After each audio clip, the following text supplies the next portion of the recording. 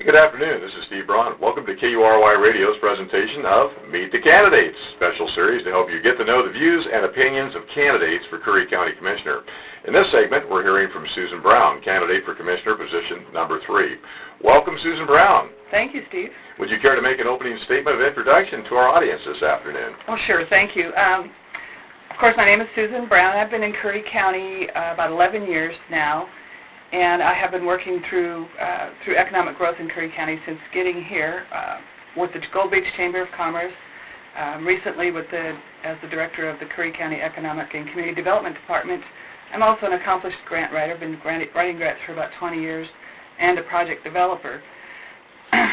Through my service with Kury County, I was able to bring in over $5 million into Kury County through grants, loans, bonds, different types of funding sources, and that has went to our businesses, the college, community organizations.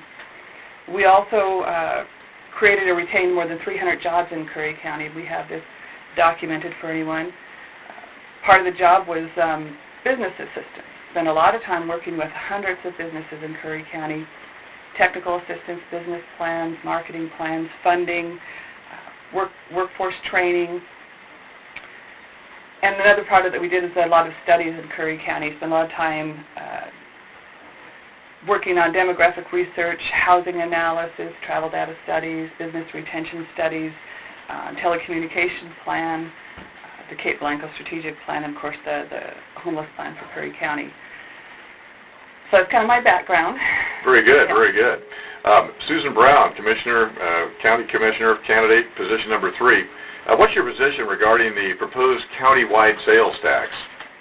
I am not in favor of a county-wide sales tax. And the reason is because I don't think county government has been responsible enough to come to the citizens to ask for more money yet. I think there are other options on the table that they have to look at and fully explore before justifying more money from you. With your background, some of the things you mentioned in your opening statement, do you see a particular reasonable line of thinking in terms of where that money would come from, perhaps an idea? Different revenue sources? Mm-hmm. Yeah, I think it's going to take a marriage of both, revenue sources and additional cuts in the county. One of the things that's been kind of bandied about and rejected mostly is the transient lodging tax for Kury County. Now let me be clear, this is a tax that would not affect the cities because the cities already have this tax in place, but the county does not. Mm-hmm. So any lodging facility outside of the incorporated cities would be subject to a transient lodging tax. Right now it's about 7% in the county. For the cities, and that could generate about $600,000 a year, which stays in the county. So 25% of that can go directly to the general fund. It's about $125,000, $130,000. The remaining money is used for tourism development, which could be tourism facilities, a job, of course, to control this department, infrastructure for tourism, promotion. So the idea is bringing more people in, spend some more money, get some more money coming in. Another revenue source the county hasn't taken advantage of that other counties have is a business license fee. Now, if we do business within the city limits, we all pay a business license fee. But if you're doing business outside of the city limits, there's no business license fee. There's no way to track businesses or see what's going on.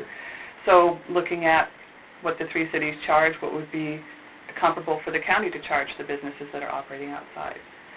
I mean, I'd really like to explore, and I'm not real sure about this, but Coos County has a lot of timber resources, and they own land, and they get timbering money every year.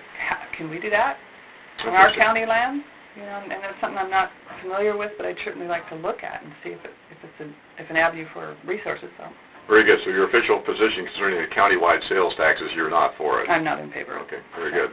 Well, moving right along, Susan, and for those of you just tuning in, Susan Brown, candidate for Kury County Commissioner, position 3, is our guest today on KURY's Meet the Candidates. What structure, manager form with part-time commissioners or full-time commissioner-based county government do you support? I like this question.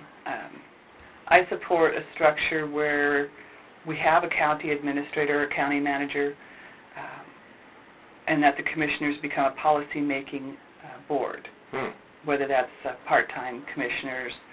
But I think having a county manager gives consistency in the way the government is run year after year. And currently we get new commissioners in every 2 years, every 4 years, and things seem to change. And so we don't have that long-term leadership to really kind of build Curry County. So I would love to see that kind of a system, but I would like to see it be done as a charter county.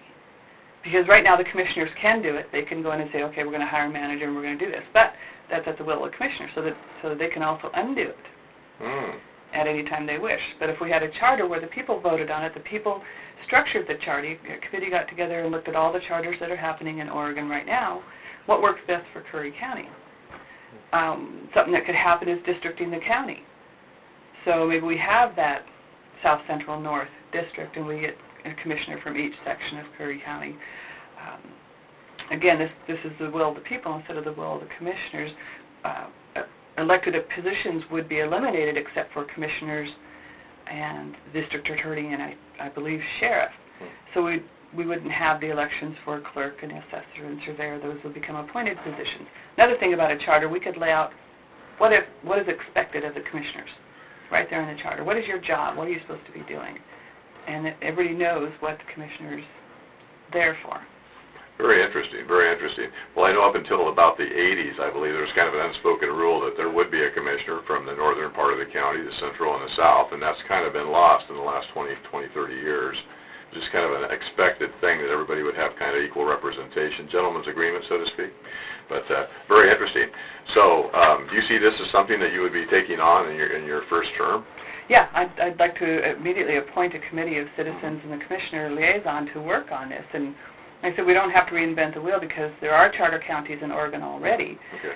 So I would think we'd want to go to them first and look at their charters, see how they did it, and kind of start forming our charter for Curry County that makes sense for us. Well, that certainly takes us in a more objective, the charter as opposed to commissioners at will changing it back and forth, which would just add to more of a problem. That would be my fear because they could go in and say, well, now we don't like this form and we're going to change it. And this way it has to be changed by the people only. Interesting. Very good. Susan Brown, what county department, Curry County Department, do you believe is the most important for Curry County? And the follow-up question would be, which one has the lowest priority for you? I thought about that question. And all the county departments are important because they all serve a specific function to the county or the people. So I don't know how I could prioritize any of the departments to be more important than the other because they do serve a specific need for everyone. So I don't think I can prioritize them. It's interesting. Interesting. Some of the newspaper headlines every week, it seems, about the struggle. Yeah. And the state mandated, would the state mandated services, would that be something that you would probably look at in terms of a priority? I know it would be difficult, but just to kind of say, okay, here you go, and we're going to do what we have to do to kind of keep us, safety oriented? Well, you have to look at the state mandated services first, obviously, since they're mandated, and then look at the funded and unfunded mandates that are coming down. But even after that, to say which department has lower priority, it's very tough because they serve different sections of the county. So you would favor basically fighting to maintain things, to maintain at least a presence in each department for services to the Curry County citizens. I think we have to because they're all being availed upon by the citizens. Okay. Yeah. Interesting. Susan Brown, we're speaking with Susan Brown, our candidate for the day. She is a Curry County Commissioner position number 3 candidate. Susan, what measure would you favor to support economic development in Curry County? Well, I think we need to reinstitute the Economic Development Department. We have dedicated funds that come into Curry County every year through lottery dollars. And this is 2.5% of the lottery money comes back to Curry County for economic development. And that money could go to fund infrastructure growth, business growth, business expansion, business recruitment, looking at how we can develop jobs. So I think there needs to be a dedicated professional, dedicated department doing that again. And it might be something, maybe we integrate it with the planning department because planning is closely related to economic development. This could be something where these two departments can work together so they can play off each other's roles for the county. Okay, very interesting. And of course, you're no stranger to economic development, having basically run an economic development engine here in Curry County, correct? Mm-hmm. Yes. Very good. If you had a handful of pixie dust, boy, don't we wish, and you could use it to address any single issue in Curry County, what would that single issue be, and what would that solution be? Jobs. If I had pixie dust, I would create jobs. I would develop jobs in Curry County. I mean, because if people are working, people are apt to buy houses and spend money, and local retailers, they're willing to work with the communities and donate. So jobs. That would be my pixie dust. And how do we get there? Again, that's going back to economic development, making sure we have the infrastructure shored up, the marketing for Curry County, business growth, resources. To make the jobs happen, we need to have those things in place. And you've had some successes in this area, as far as you mentioned 300 jobs that could be documented in your opening statement. So you've had some successes in this area already. And it can be done. I mean, Curry County is tough because we're rural and we don't have the I-5 corridor, but people are looking for this type of quality of life. And so we need to find the matches, the business that is looking at Curry County, and then how do we court them? How do we bring them here? And how do we support them once they get here? We have a lot of great assets in Curry County, and I think we have a lot to offer. Interesting. I know it's the infrastructure used to be a problem as far as fiber optics, and a lot of those challenges have pretty much been overcome that would have been a hindrance before. Well, we still don't have route redundancy in Curry County. So every time someone pulls a line or chops a line, we're out of service. And so we've got like 32 miles left to go to get that route redundant loop in place for Curry County. And that's important because a lot of businesses rely on 24/7 internet coverage. I mean, for example, it wasn't too long ago we lost coverage again. You couldn't use your debit card. So even our local retailers will lose hundreds of businesses in some cases, or hundreds of dollars, in some cases thousands, because we can no longer pay for our things during that 4, 5, 6 hour period that the internet service is down. We can't use our bank cards, we can't call on our long distance, we can't get online, we can't access our online shopping stores, so it's very important. I think we still need to work through getting that put in. Very good. Well, Susan Brown, you are a candidate for Curry County Commissioner position number 3.